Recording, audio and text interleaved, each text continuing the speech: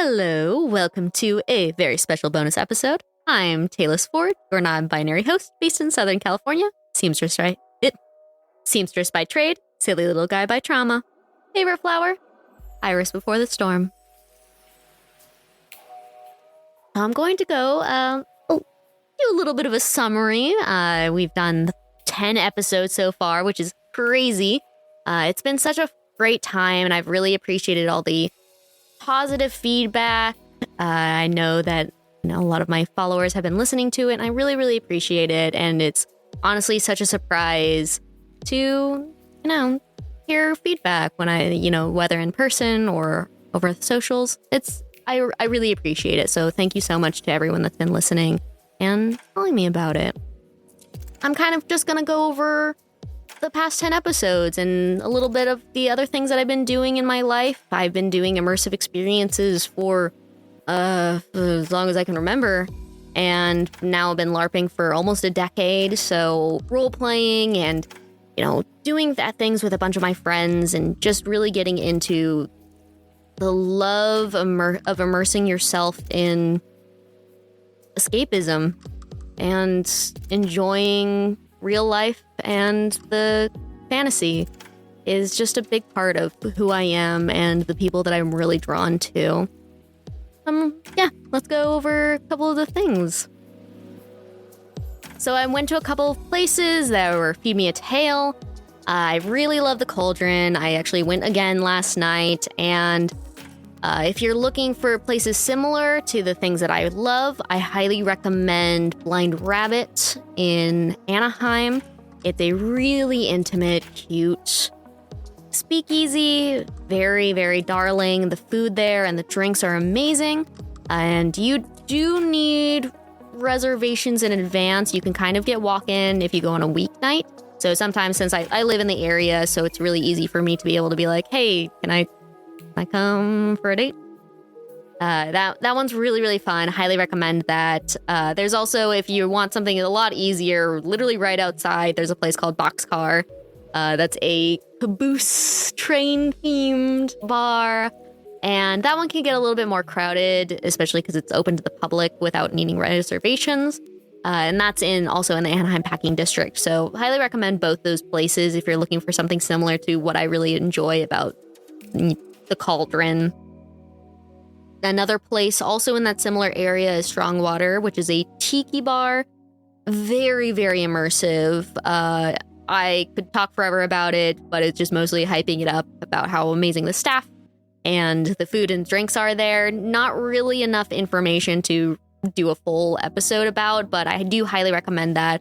There are a couple other tiki bars that I plan on visiting. There's a Goonies themed one and I think a Moby Dick themed one. Either way, it has a giant whale that's the front door. It's either Pinocchio or Moby Dick. Can't remember. But I think that at some point I would love to do a tiki tour and kind of just do one and done talking about all the different bars in this area that are tiki themed, especially because it's such a huge culture in SoCal, I guess, and a lot of other places that have been doing really cool tiki stuff. So I would really like to, kind of go around, see what I like, and let you know which ones are worth going to. I really, really loved going to Midsummer Scream this year. That was such a cool experience, especially going for my first time. And also, I met so many people that I ended up doing additional stuff with. I'd love to go see Slashers, which is the axe throwing bar and in Costa Mesa. And I will risk the traffic to go there because it looks so fun. And I love a good axe throwing bar in general, and I love axe throwing and as a hobby. So to check it out, combining a couple of things that I really like is definitely my vibe. It was also such a pleasure meeting Force of Nature Productions at Midsummer Scream. They were definitely the people that gave the warmest welcome, and I can't wait to see more of their shows. Going to see their show, Fallen Saint's Tale, an experience. Such a delight, and I really recommend anything that they're planning on doing. I'm actually going to see a couple of their shows tomorrow. Spider, which I believe is a parody on Sharknado, which is already a wild thing as a concept to begin with. And then also going to see their Sci-Fi Channel focus group. And I'm really excited to see those, see the faces that I really adore. They're such a great group, and I'm looking forward to seeing what else they do next year. I think of the things that I did so far in these past 10 episodes, the two that were probably the most surprising and also positive was, of course, the Force of Nature's Productions show is just great role-playing. All of them were amazing, but the most surprising and shocking thing that I did was the Beetlejuice Afterlife experience. For the amount of money that I paid for and the amount of value that I got in return, all my friends and I were absolutely shocked. That was such a big surprise, and I'm really hoping that in the future other companies really follow that same example. We don't need to keep paying $1 million for a pop-up bar that you put hardly any effort or thought into. I really want to see more interesting concepts, decor, activities, character actors, people who are actually excited to be there and not upset that you're there. That it feels very strange when you're there spending money and none of the employees are happy to be there. Just treat your employees right. We all want to have a good time. Some of the other things we got to do for this season, a couple of lore lessons, really doing interviews with people was such a delight. Of course, for Black Unicorn, that was awesome.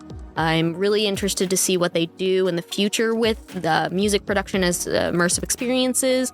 And of course, my dear friends Taylor Frost and Carlos Leon with Squirrel's Tavern. It sounds like some cool stuff is coming their way, and I'm really, really happy for them. And they made something really cool, and they have renewed through the end of this year. So if you're wanting to check out Squirrel's Tavern, make sure to do that before potentially stops. I definitely want to check out more hard mode things like Delusion. That was such a delight, and while it was really expensive, there are a couple of other things that have kind of held me back from going just because of the price. But if I get to have experiences like that, it's worth every penny to have that experience. And I'm definitely going to continue trying to save up so I can do more things like that. Of course, Labyrinth of Jareth Masquerade Ball is one of the things that I save up to do every year.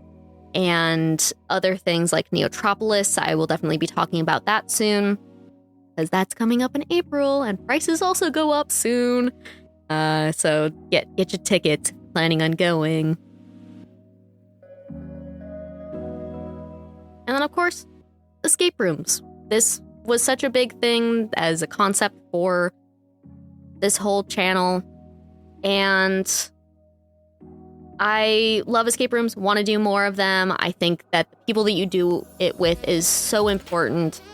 And having a wide array of people with different talents and minds is the kind of vibe that I keep with all my friends. I don't want everyone to be exactly the same. I want them to all be weird and quirky and passionate, and having that kind of crew in an escape room is such a delight, and I hope you all get that experience. And of course, Death to the Wizard Kings. I cannot wait to do more of that. I'm hoping to do more TTRPG stuff in the future. I definitely want to talk about my favorite TTRPG that I have played in the past year, which is called Stealing Stories for the Devil. I've run that as a one-shot a couple of times, and I would like to do a more reoccurring thing with a group of people, but it is a heist-based TTRPG. It's also futuristic, combining a lot of the things that I really love about role-playing. So definitely give that a check out. Drawfee does a wonderful example of it on their channel, talking about how the game is played, and they do a live play of it. And maybe someday I'll do a live play too. We'll see how things go. Well, thank you so much for everyone that's listened. This has been awesome. I can't wait to do more things. And of course, please do check out the website. It has a lot of pictures with all the stuff that I've done so far. I've been also posting bonus things on weeks that we're not doing stuff of, things that are not big enough to do a full episode on, but things that I still thought pictures were cute. The forms of any surveys of things that you like, questions you want to ask me, or places that I should go, people that I should interview, those are all up. So please give those a check out if there's anything that you want to recommend. And I'd love to hear from you all. Until next time, always check your backseat for hitchhiking raccoons.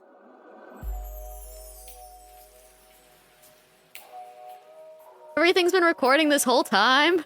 Why?